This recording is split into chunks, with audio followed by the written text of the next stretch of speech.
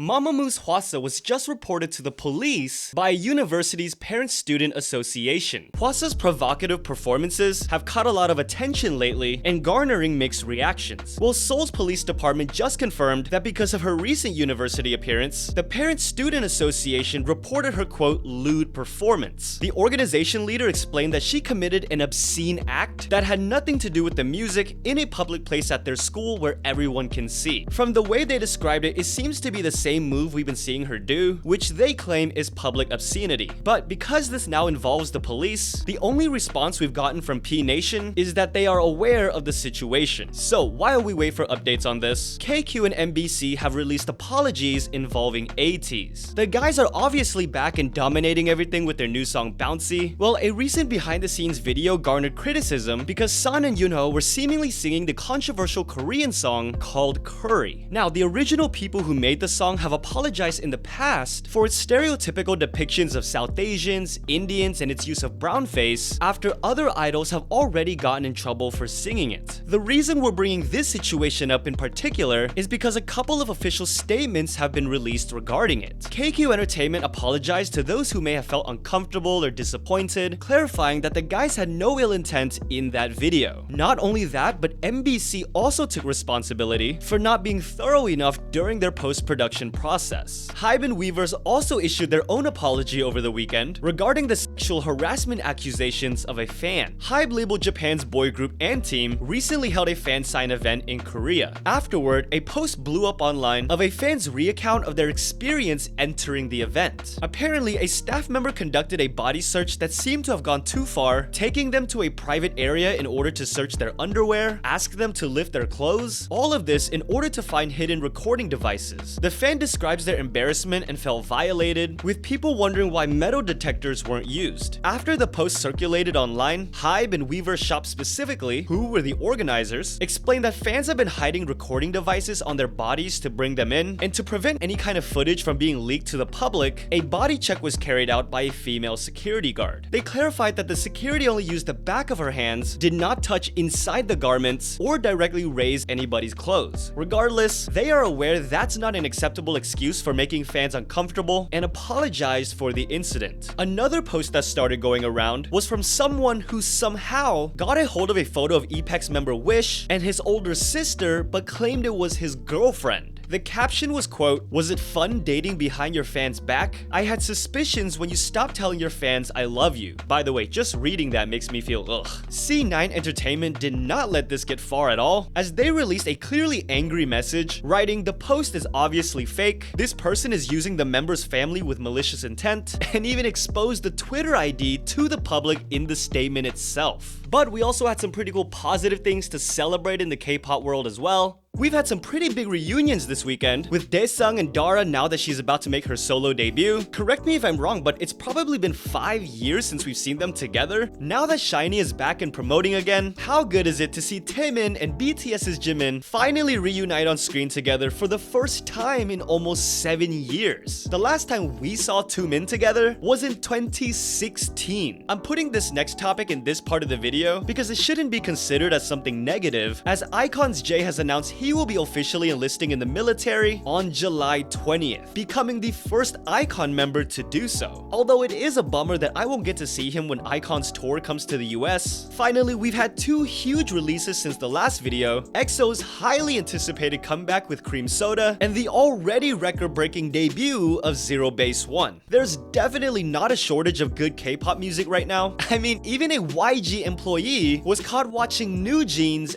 at work. No, I didn't. That's not who I am.